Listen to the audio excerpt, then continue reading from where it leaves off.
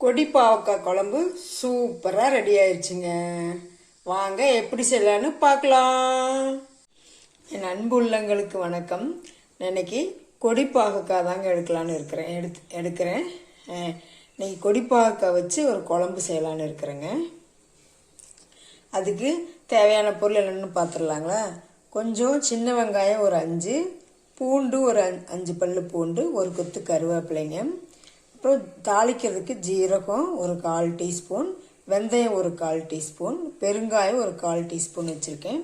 அப்புறம் மஞ்சள் தூள், கொத்தமல்லி தூள், அப்புறம் வீட்டு மிளகாத்தூள், அப்புறம் வரமிளகாத்தூள், ஒரே ஒரு தக்காளி, 2 தக்காளி, பெரிய தக்காளியாக இருந்தால் 1 வச்சுக்கோங்க, சின்னதாக இருந்தால் 2 தக்காளி, ஒரு பெருவெங்காயம், அப்புறம் கொஞ்சமாக ஒரு லெமன் சைஸ் இந்த சைஸ் புளி எடுத்துங்க. இதை கரைச்சி ஊற வச்சு கரைச்சி வச்சுருக்கிறேன். இப்போ நம்ம ஃபஸ்ட்டு காயை கட் பண்ணி போட்டுக்கலாங்க. பாகக்காய் கசக்காமல் இருக்கிறதுக்கு ஒரு ரெண்டு டிப்ஸு சொல்கிறேன். பாகக்காயை இந்த மாதிரி அரிசி களையிறோம் இல்லைங்களா, அந்த தண்ணியில் களைஞ்சி போட்டோம்னா அந்த கசப்பு கொஞ்சம் குறையுங்க. இப்போ நம்ம இந்த பாகற்காயை கட் பண்ணி நம்ம தண்ணியில் போட்டுக்கலாம். என் அன்பு உள்ளங்களுக்கு வணக்கம். இப்போ இந்த மாதிரி நறுக்கி போட்டுக்குங்க, ரவுண்டாக நறுக்குங்க. சில பிஞ்சு காயாக இருந்துச்சுன்னா விதையெல்லாம் எடுக்க வேண்டாம். ரொம்ப முத்தி போச்சு, விதை ரொம்ப ஸ்ட்ராங்காக இருந்துச்சு அப்படின்னா அதை வேணால் நீங்கள் எடுத்துருங்க, மற்றபடி எடுக்காதீங்க. இப்போ இதில் கூட எனக்கு ஒரே ஒரு காய் மட்டும்தான் விதை முத்தி இருந்துச்சு, அதுக்கு மட்டும் விதை எடுத்துட்டேன். பாக்கியெல்லாம் கொஞ்சம் பிஞ்சாக இருந்துச்சுங்க, அப்படியே விதையோடு போட்டுக்குங்க, ரொம்ப நல்லது. நல்லா விதையும் நல்லா சாப்பிட்டா வெந்துடும். இப்போ செய்ய ஆரம்பிச்சிடலாங்க. நான் ஒரு 2 ஸ்பூன் கடலெண்ணெய் விட்டுருக்குறேங்க. நீங்கள் என்ன மாதிரி எண்ணெய் யூஸ் பண்ணுவீங்களோ அதை யூஸ் பண்ணிக்கோங்க. எண்ணெய் காஞ்சிருச்சு. நம்ம பாகற்காயை போட்டுக்கலாம். 10 நிமிஷம் இந்த பாகற்காயை இந்த எண்ணெயிலேயே வதக்கிக்கலாங்க. நம்ம தண்ணியெல்லாம் ஊற்ற வேண்டாம். இந்த எண்ணெய் ஊற்றின எண்ணெயிலேயே நம்ம ஒரு 10 நிமிஷம் வதக்கிக்கலாங்க. கொஞ்சம் முன்ன போட்ட கலருக்கும் இப்போ இருக்கிற கலருக்கும் வித்தியாசம் தெரியுதுங்களா. ஒரு 10 நிமிஷம் மட்டும் போதுங்க. ஒரு 7 to 10 நிமிஷம் போதும். ஏன்னா இதுலேயே நமக்கு ஒரு 60-70% காய் நல்லா வெந்துருச்சு.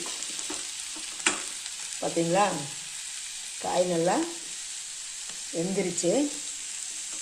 நம்ம இதை எடுத்துக்கலாங்க. எடுத்து நம்ம தனியாக வச்சுக்கலாம். இப்போ நான் ஒரு 2 ஸ்பூன் நல்லெண்ணெய் விட்டுக்கிறேங்க. எண்ணெய் காஞ்சிருச்சு. இப்போ நம்ம வெந்தயமும் சீரகமும் போட்டுக்கலாங்க. போட்டு இது கூடவே கொஞ்சம் கடுகு போட்டுக்கலாம். கடுகெல்லாம் பொரிஞ்சிருச்சுங்க.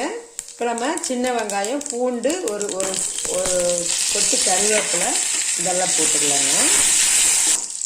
அடுப்பு நம்ம சிம்மில் வச்சுட்டு நம்ம ஒரு தக்காளி, ஒரு தக்காளி, ஒரு வெங்காயம், பெரிய வெங்காயம் கட் பண்ணி வச்சுருக்கோம் இல்லைங்களா, இதை நம்ம நல்லா அரைச்சிக்கிட்டு வந்துடலாம். இப்போ வெங்காயமும் சின்ன வெங்காயம் பூண்டெல்லாம் நல்லா வதங்கிடுச்சுங்க. இப்போ நம்ம தக்காளியும் வெங்காயம் வச்சுருந்தோம் இல்லைங்களா, அதை அரைச்சிக்கிட்டு வந்துட்டேன். இப்போ அதை அப்படியே ஊற்றிக்கலாம். மிக்சி ஜாரை கொஞ்சம் கழுவி ஊற்றிக்கலாங்க. இப்போ நம்ம இது கூட பெருங்காயம் கொஞ்சம் போட்டுக்கலாங்க. போட்டு இப்போ இவ்வளோ பொடியெல்லாம் எடுத்து வச்சுருந்தோம் இல்லைங்களா, மிளகுத்தூள், மல்லித்தூள், மஞ்சள் தூள், இதெல்லாம் எல்லாம் ஒன்றா போட்டுடலாங்க.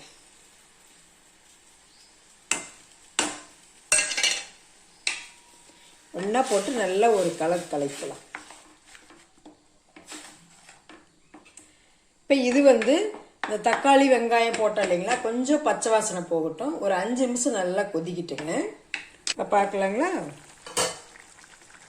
நல்லா ஒரு பச்சை வாசம் போயிடுச்சுங்க. இப்போ நம்ம இந்த வறுத்து வச்சுருந்தோம் இல்லைங்களா, இந்த பாகற்காயை அப்படியே போட்டுக்கலாம்.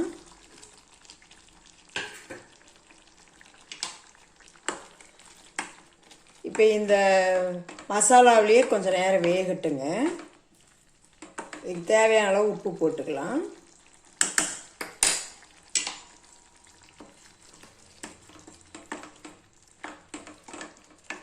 போட்டு ஒரு பெரட்டி விட்டு ஒரு 5 நிமிஷம்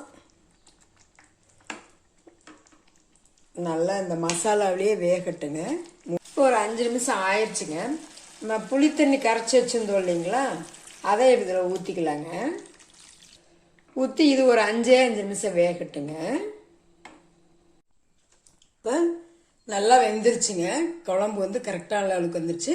இப்போ நம்ம கடைசியாக இதில் வந்து 1 ஸ்பூன் நாட்டு சர்க்கரை போட்டுக்கிறேங்க.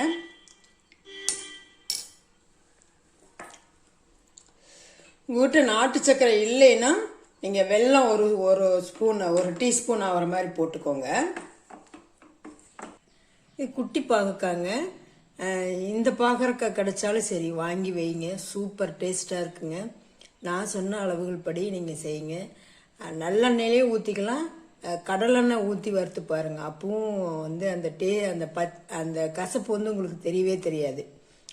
கடலெண்ணெயில் ஊற்றி வதக்குங்க. அதுக்கப்புறம் தாளிக்கும் போது நீங்கள் நல்லெண்ணெய் ஊற்றுங்க. அதுவும் ரொம்ப டேஸ்ட்டாக இருக்கும். நீங்கள் இப்படி ஒரு முறை நீங்கள் செஞ்சு பாருங்கள். செஞ்சு பார்த்து எப்படி இருக்குதுன்னு கமெண்ட் பண்ணுங்கள், சப்போர்ட் பண்ணுங்கள், சப்ஸ்கிரைப் பண்ணுங்கள். தேங்க்யூ.